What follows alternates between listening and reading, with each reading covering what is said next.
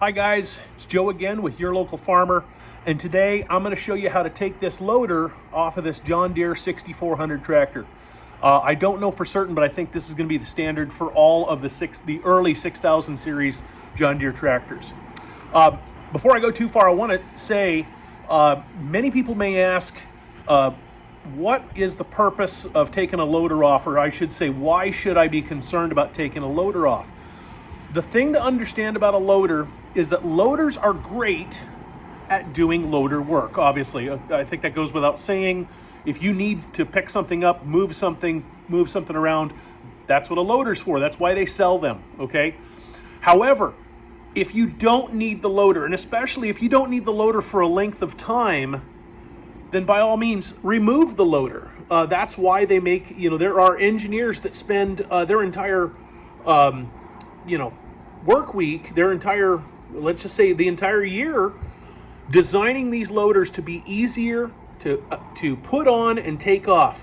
And so the catch is that if you continue to run this tractor with the loader on it, just think about how many thousands of additional pounds that is back here on the loader connection points, okay?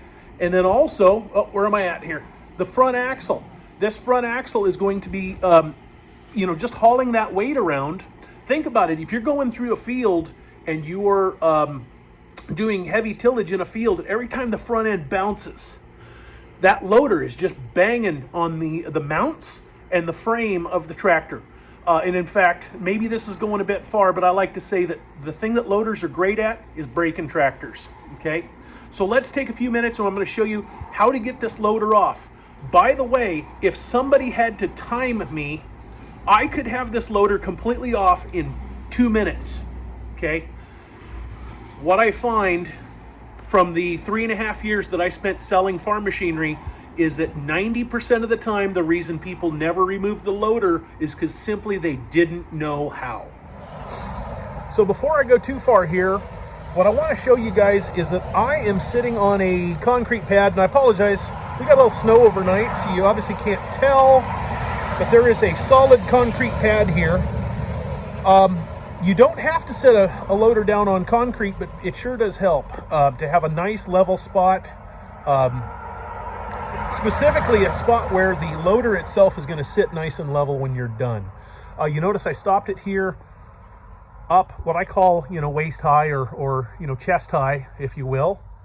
And the first thing we're going to do is we're going to lower these landing legs. Let's see if I can do this one-handed.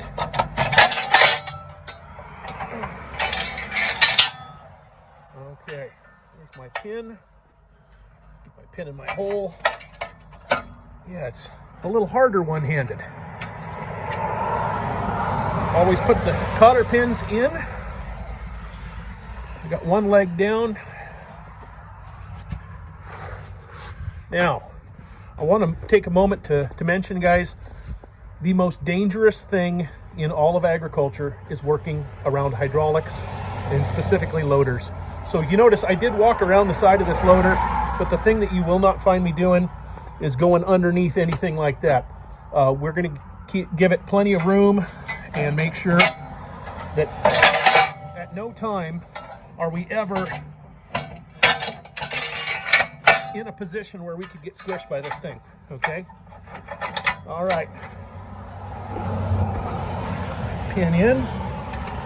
If for no other reason than we want to make sure we know where it is when we need to get it next time. Okay. So, normally I would be doing this with the tractor running, okay? But obviously, I couldn't talk over the top of the engine. And in fact, I may have to do some work, doing some voiceover work afterwards to show you how to do this. But I happen to know that the first thing I can do with the engine off, and by the way, I've got one cheater method here. If you look, I've actually got this thing in neutral. Okay, now, most of the time I will tell you, don't ever work around a tractor in neutral. Always put it in park, so that it's locked down. But neutral is going to actually help us in this situation because it's going to allow the tractor to roll forward and backwards as it needs to, okay? So the first thing I'm going to do is I'm going to just lower the hydraulics. Here we can see in the front. All I'm doing is I'm going to lower the hydraulics, and we're going to set down on these legs right here, okay? Now, I'm going to take a moment and mention to you that the next item that we have to remove is going to be this pin right here. Now, if we step back and look at the loader, see if I can get back far enough to kind of show you. That pin right there is what holds the entire weight of the loader. When this loader goes up in the air, the entire weight of the loader tips forward and pinches on that pin. That pin holds every pound of the forward lean of that loader, okay? And then down here in the bottom, underneath, is a pocket that's shaped like this. It sits down on a tube down inside, okay? So it sits down on the bottom and then pulls forward on this pin. So what we're going to do now is I'm going to start up the loader. I'm going to tilt the bucket down and use the front ledge or the front edge of the bucket to push back. And what that's going to do is push back on this frame and loosen that pin. And as soon as you see that bucket push back, that pin will just come out. By the way, I don't have to lift these tires off the ground. I don't have to do anything like that. I just push back a little bit. The pin comes loose. I slide it out, and off we go. Okay. Now let's do that. Okay. The tractor's running now. There's hydraulics. The hydraulics are live. I'm going to reach up here. I'm going to grab. I'm going to push sideways. I'm going to pull this way. That is dumping the bucket. Okay. Now you notice. Let's do that again. Okay. I'm just going to push a little bit. Okay. I only pushed a little bit. But you notice now, that pin's loose, okay? And so I'm going to do, just take the pin, one-handed, get it in its storage spot here. Oh, sorry, the hydraulic lines are in the way. Okay. There's a little storage spot for it right there, okay? It's going to stay with the tractor. Let's go to the other side.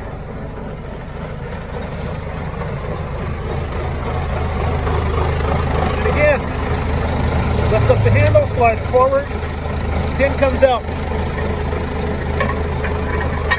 Here we go. Like I said, the tires aren't off the ground or anything, but I've just simply pushed back just a little bit, okay? We go around the other side here, we'll take a look at the bucket. We can see I'm pushing down with the front edge just a little bit, and in fact, those are off the ground, but they're barely off the ground, okay?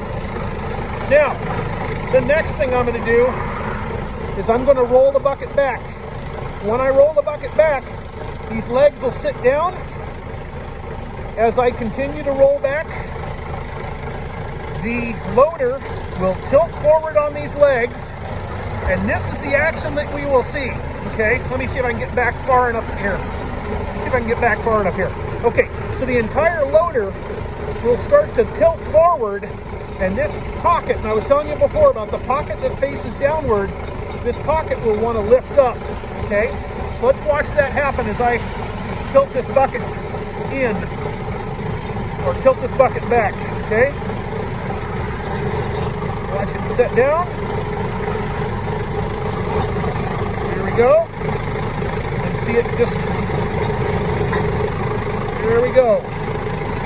And so it just wants to just rock forward like that and sit down, okay? Now we've got one last thing to do before we're done here. We're going to, first of all, I am going to pull forward on the lever, which will contract these rams right here. Okay? Now, the last thing I'm going to do is this. Okay, I just shut the engine off. As soon as I shut the engine off, the pressure in the system has gone to zero PSI, okay? The problem we have is this, is we don't know if there is pressure in these hoses here. And by the way, the fact that I've pulled on them a little bit, it's not the end of the world. Sorry, just loosening them up a little bit. Okay, the question we have is how much pressure is in these hoses. So I'm going to fix this right now. I'm going to grab my loader control lever and I'm going to start moving it. Left, then right, then forward, then back. And by the way, I'm just calling them out just to make sure that I don't forget any. It doesn't matter. You can go forward, back, then left and then right. Doesn't matter. But we want to do it numerous times. With the engine off, we're making sure we have zero pressure in the lines. Okay? So what I can guarantee now that I have these rams shortened up as short as they'll go, and then I have cycled the hydraulics a couple of times, what should happen is that this loader can sit here for an eternity and never have additional pressure on those lines, okay? The mistake that people make is that they will get the loader to set off, you know, they'll tilt forward, and as soon as it tilts forward and they think they're clear, they will uncouple those lines. Well, the problem is if you have pressure in those lines, you will never get them attached again. You'll have to do crazy things and you know, blow oil all over the ground here and trying to relieve that pressure. So if you do this correctly, there will be no pressure in the lines and hooking back up should be super easy, okay? Okay guys, I didn't show you the unhooking process that I had here. It was very difficult to do with one hand. I definitely wouldn't have been able to do that. But you can see I unhooked them and I brought them up here and hung them over the top of that cylinder. That's just mainly to get them out of the way of the tire. I could leave them hanging down, but I wouldn't want to run the risk of pinching them between one of these tires here. The other thing is I thought I'd point out, these used to have a beautiful color coding cap system, but we've lost most of the caps. And so now I've got these colored zip ties. You can see I've got matching zip ties on these guys to keep them straight as to which one goes where. That's about it. Let me show you one more thing here.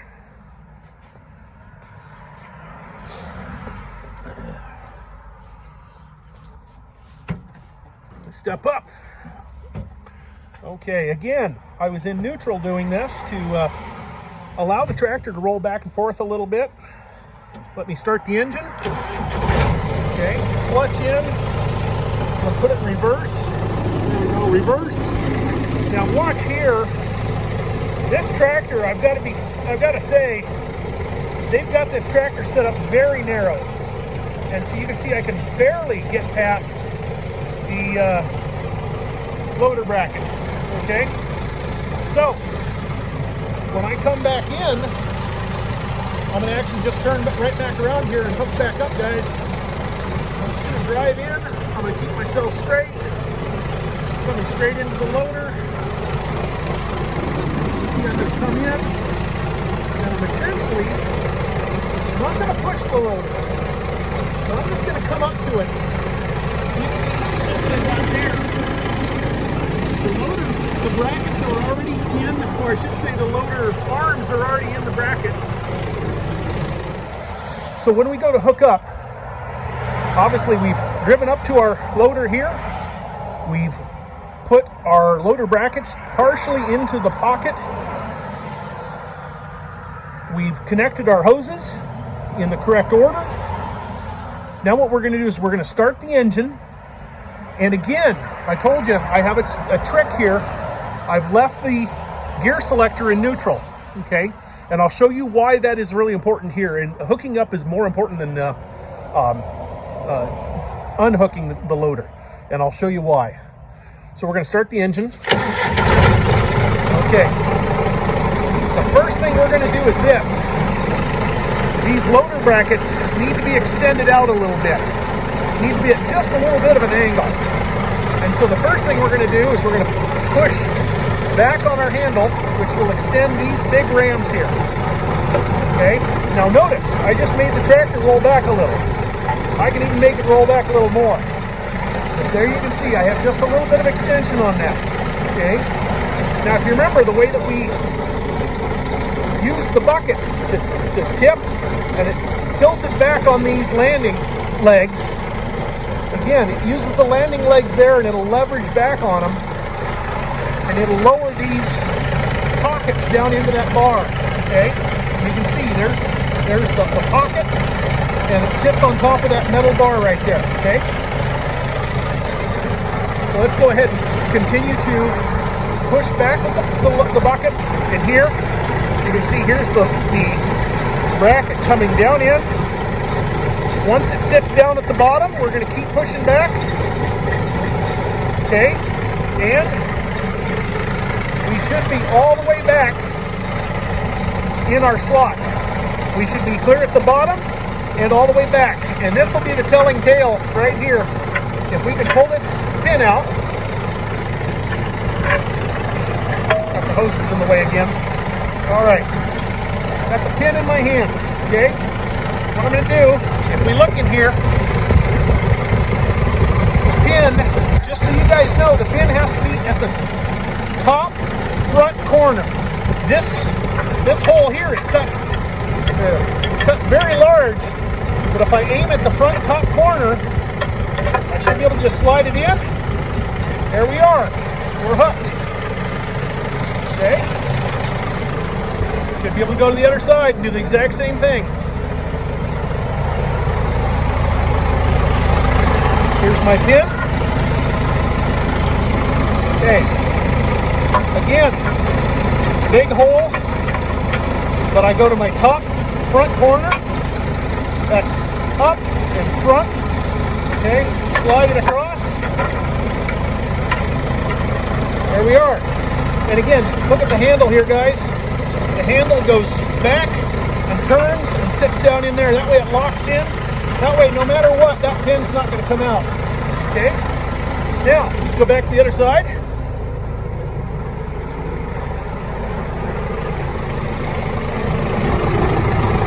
Go ahead and reach up. Pull back on the lever. There's our loader. Up. We can now go. Pull our pins out. Put our legs back up. Latch them away. And we're ready to go. Okay? Well, with that, I think we're done. Let's go ahead and take it out. And as you can see, there sits the loader. And here sits the tractor. And the tractor is much more usable now with no loader on it. I can bounce through a dirty field or a tilled field, and I don't have all that loader stress on the frame rails. I don't have the loader brackets bouncing. You know, the loader itself is not breaking apart because it's being bounced. You know, bounce going through the field, clang, clang, clang. And so I have to tell you, it really is the way to go. If you can figure out how to take your loader off, and if you figure out that it only takes about 2 minutes to do it, trust me, you'll have that loader off all the time. It makes it much more usable, much easier to use as a tillage tractor. So, thanks a lot, guys, and hope you enjoyed this video. Please give me a like and a subscribe if you could, and I hope you guys have a great day.